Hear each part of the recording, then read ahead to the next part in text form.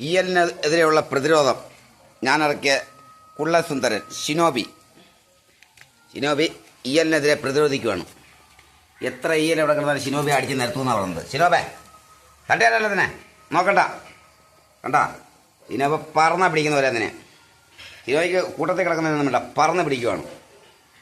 അപ്പോൾ ഈയൽ ഏതെങ്കിലും വീട്ടിൽ കയറി കഴിഞ്ഞാൽ ഈയലിനെതിരെ പ്രതിരോധം ആവശ്യമുള്ളവർ കേരള ഇന്ത്യയായിട്ട് ബന്ധപ്പെട്ടാൽ മതി. ഷിനോബയെ വിടുന്നതായിരിക്കും, സകലനെ അടിച്ച് നോക്കുന്നതായിരിക്കും.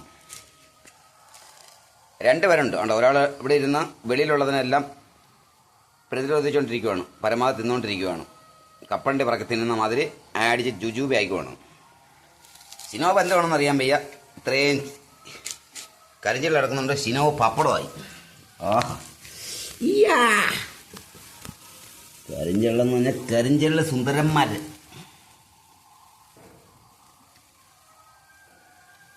പറക്കുന്ന കരിഞ്ചെള്ള്, മഴക്കാല കരിഞ്ചെള്ള് എന്നൊക്കെ പറയും. നിങ്ങൾ ഉപയോഗിക്കുന്നുണ്ട് പഴയ രീതിക്കുള്ള കരിഞ്ചെള്ളല്ല, അതിപ്പോൾ ഈ മേഖലയൊക്കെ കുറവാണ്. പുളിയൊക്കെ പോകുന്ന സമയത്താണ് ഉള്ളത്, അതുകൊണ്ട് സംഭവം. അത് പാറക്കെട്ട് തോനെയുള്ള ഭാഗത്താണ് ആ കരിഞ്ചെള്ളുള്ളത്. ആഹാ കാണാൻ എന്തൊരു രസം. ഇതിനെല്ലാം കൂടി പറക്കി എണ്ണയിട്ട് പൊരിച്ചാൽ സൂപ്പറായിരുന്നു.